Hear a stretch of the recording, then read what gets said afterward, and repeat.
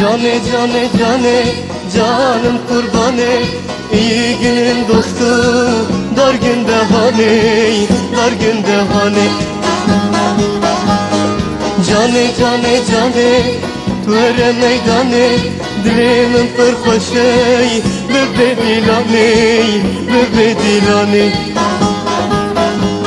Dedi ki benimle aklım var idi, dedim ki dünyada baktım yar idi, baktım yar idi. Dedi benim gönlüm hep yaraydı, dedim yaraları saralım cane, saralım cane.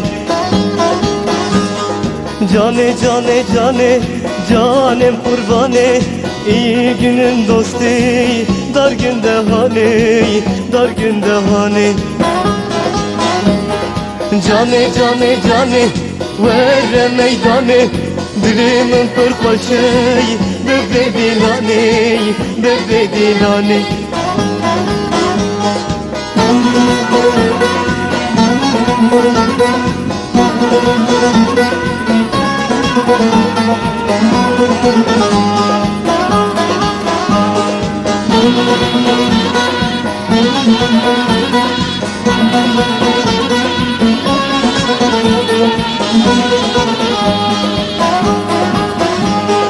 Dedi ki sen benim derdimin acım, dedim ki mahşere kaldı muradım, kaldı muradım.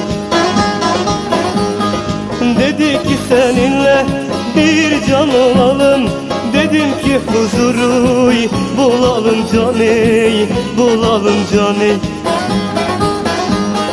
Cane cane cane, canem kurbanı, iyi günün dostu, dar günde hani, dar günde hani. Cane cane cane, vere meydanı, dilimin pırpaşey, bebe dilani, bebe dilani. Cane cane cane, canem kurbanı, iyi günün dostu, dar günde hani, dar günde hani. Cane cane cane, bet vere meydan.